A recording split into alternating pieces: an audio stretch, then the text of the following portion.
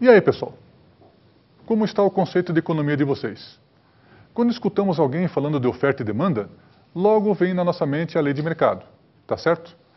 E mas quando escutamos isso, será que conseguimos enxergar essa lei? Mas pela ótica do produtor? Porque nós, como consumidores, temos uma visão muito específica, né? Nós temos uma renda, o preço subiu, a gente acaba consumindo menos. Mas e o produtor?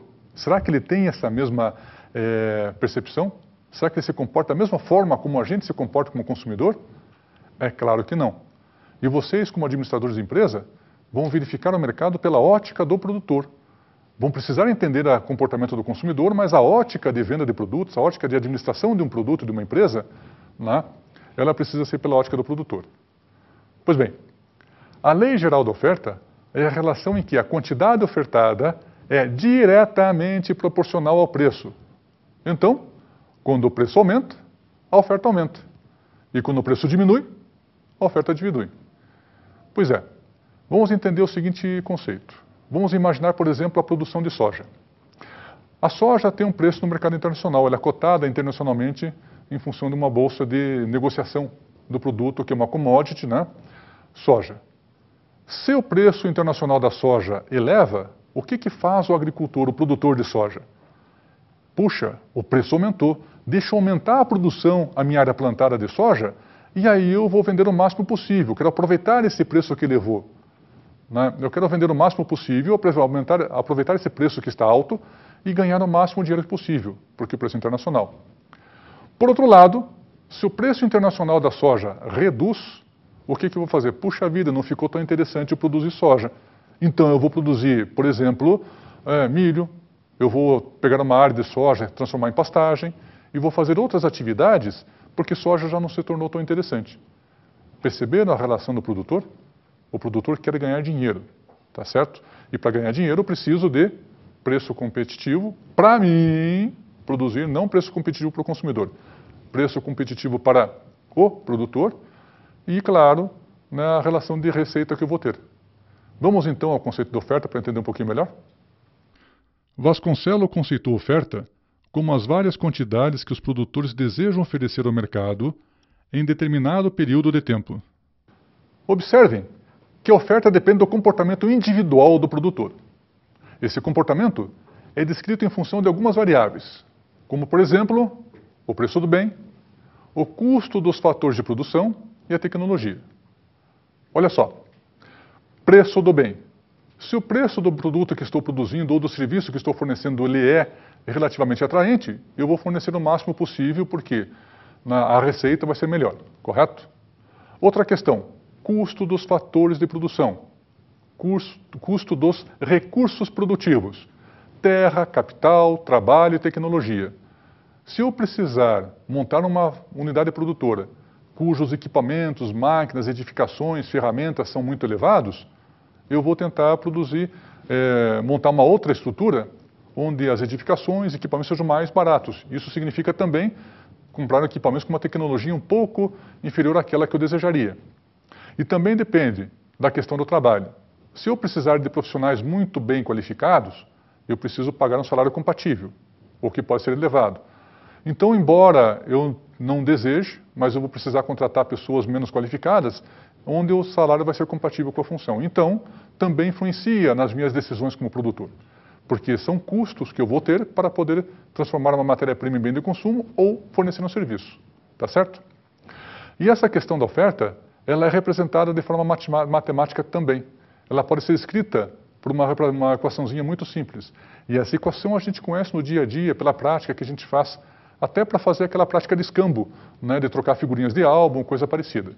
Né? Ou quando a gente vai fazer escambo para trocar, por exemplo, um automóvel por outro mais novo, né, nós financiamos ou pagamos a diferença em dinheiro, né, desse imóvel, desse automóvel, por exemplo, e aquele automóvel usado, o mais antigo que nós temos, usamos ele como moeda. Isso é uma troca de mercadorias, né? Portanto é escambo também. Correto? Então o escambo ainda existe muito na nossa economia e na nossa forma de se relacionar com a sociedade e na forma de aquisição de bens. E também na aquisição, na venda de produtos.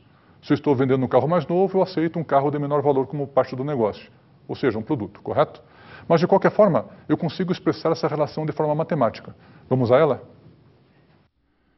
QSI igual F de PI, PS, PC, R, G. Sendo QSI, quantidade ofertada do bem I. F, em função de PI, preço do bem I. PS, preço dos bens substitutos. PC, preço dos bens complementares. R, renda do consumidor. G, gosto ou preferência do consumidor. Pois bem, prestaram bem atenção na função de oferta, na expressão matemática de oferta? A receita igual ao preço do produto vezes a quantidade do produto que estou vendendo. Se eu colocar o Izinho do lado do P, ou seja, é o preço do produto I vezes a quantidade vendida do produto I. E se eu tiver uma panificadora, por exemplo, qual vai ser a minha receita? A receita vai ser o quê? Ou a renda, se vocês preferirem chamar assim também, né? É receita ou renda, né? Vai ser o preço do pão vezes a quantidade de pão, mais o preço do leite vezes a quantidade de leite, mais o preço do queijo vezes a quantidade do queijo, mais a quantidade do bolinho, o preço do bolo vezes a quantidade de bolo e assim por diante. Imaginem, então, administrar um hipermercado, onde eu tenho mais ou menos 70 mil itens, 65 mil itens. Então eu tenho 65 mil continhas que eu vou fazer dentro do meu mercado, isso eu faço por meio de software, para saber qual vai ser a minha receita final, correto? Então essa é a equaçãozinha da oferta. A renda, a receita, é igual preço vezes quantidade, de forma genérica, tá certo? Pois bem, o produtor sempre deseja maximizar seus ganhos. Por isso, quando o preço do produto que ele comercializa sobe, seu desejo é aumentar a produção. Isso para se beneficiar do preço, tá certo? Isso influencia também na aquisição de capital para a produção. Ou seja, eu vou investir mais, vou aumentar mais minhas máquinas, contratar mais pessoas, vou vender mais porque eu vou ganhar mais. Essa é a ideia do produtor, que é diferente, é ao contrário, a ideia do consumidor. Tá certo? Por exemplo, por outro lado, se os custos dos fatores de produção, ou seja, dos recursos produtivos, aumentam, existe uma tendência em reduzir a produção para reduzir custos. Isso é uma questão relativamente adequada. Imagine que eu tenho capital. O capital ele não muda no curto prazo, mas o salário sim. Se o salário está muito alto dos trabalhadores e eu julgo, na minha percepção, que estou gastando muito com a folha de salários, então a tendência é demitir algumas pessoas. Né? Demitir aqueles que têm um salário maior e contratar pessoas que têm salário menor. Correto? Eu quero reduzir custo. Dentro da análise mecânica, da análise matemática, isso faz muito sentido. Porque eu vou reduzir o salário e vou aumentar a produção, reduzir o custo e, portanto, vou conseguir sobreviver no mercado. Por outro lado, se pensarmos de forma estratégica, demitir pessoas que têm um determinado salário, portanto, uma determinada qualificação, são profissionais, né, competentes em sua função e são eficazes, né, têm efetividade. Se eu trocar esses profissionais que já conhecem muito o mercado por profissionais menos qualificados, significa que a possibilidade de produzir menos também é maior. Significa que eu vou ter mais retrabalho, defeitos, reclamações. Então, essa redução inicial matemática em termos de salário acaba se tornando um prejuízo, mas isso estrategicamente. Matematicamente, cortar salário faz muito sentido. Não é exatamente uma boa opção, mas faz sentido matematicamente. Tá certo? Então, nesse caso, se a tendência é aumentar a produção, eu posso fazer o seguinte: eu vou aumentar a produção, vou aumentar a receita, né, e isso me dá uma certa folga em relação ao que eu vou ganhar, em relação à minha renda, ou a receita, na verdade, né? Porque se aumentar a produção, eu estou imaginando que eu vou vender mais produtos, e isso porque eu observei na comunidade, na sociedade, um interesse em relação a esse produto, ou seja, um interesse no aumento da demanda. Se tem aumento da demanda, então eu vou produzir mais, correto? Nesse sentido, vamos dar uma olhadinha como fica a tendência de aumentar a produção nesse próximo slide. QSI igual FPI. Quando o PI aumenta, a tendência de QSI é aumentar. Quando o PI diminui, a tendência de QSI é diminuir. Pois bem, o comportamento do ofertante, do produtor, ele é muito simples. Na versão matemática, na versão mecânica ou na proposta mecânica, o preço é que manda, correto? O preço é que é a variável explicativa. O preço vai dizer o que o produtor vai fazer. Quando o preço do bem que ele produz aumenta, há interesse do produtor em aumentar a produção desse bem. Isso porque ele quer se beneficiar desse preço alto. E é lógico, né? Se ele produz uma determinada quantidade de produtos, né, e esse produto está sendo consumido, ou eu não aumento a quantidade do produto, mas o preço aumenta, então significa que eu vou ganhar mais vendendo a mesma quantidade. Isso me incentiva. Bom, se as pessoas estão procurando esse produto por algum motivo, e o preço aumentou, é porque eu estou produzindo pouco. Então vou dar um jeito de fornecer um pouquinho mais. Só que eu vou fornecendo um pouco mais, não para que o preço abaixe. Eu vou fornecendo um pouco mais para me aproveitar desse preço que já está dando uma subidinha. Tá certo? Agora, se o preço diminuir, ocorre o inverso. Eu vou tentar, a minha tendência, a tendência de como produtor, é reduzir a produção. Pelo seguinte, eu tenho uma relação muito forte com os fatores de produção. Terra, capital, trabalho e tecnologia. Desses fatores de produção, qual é aquele que no curto prazo eu consigo variar, né, para reduzir custo? Eu consigo me desfazer da terra, da área geográfica, rapidamente? Não, não consigo. Eu consigo me desfazer do capital rapidamente? Eu consigo vender máquinas, equipamentos, eu consigo vender, por exemplo, um galpão rapidamente? Também não consigo. Eu consigo mudar de tecnologia rapidamente para reduzir custo? Também não consigo. Por quê?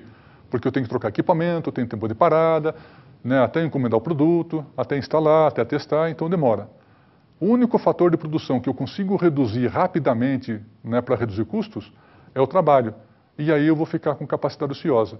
Eu reduzo a quantidade de trabalhadores, mas também vou deixar algumas máquinas, né, sem produção. Tá certo?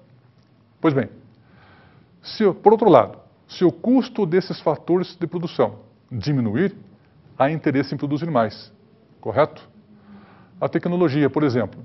Se a tecnologia melhorar os processos de produção, a produtividade aumenta. E se a produtividade aumenta com a mesma estrutura de custos, o custo do produto diminui.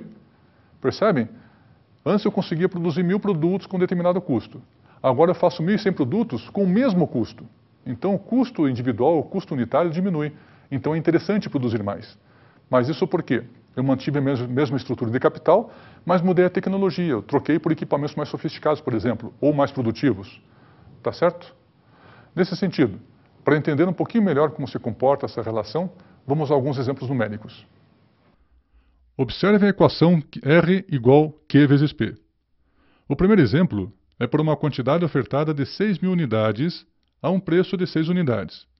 O resultado é uma receita de 36.000 unidades monetárias. Quando o preço aumenta para 8, a quantidade ofertada aumenta para 8.000, resultando em uma receita de 64.000.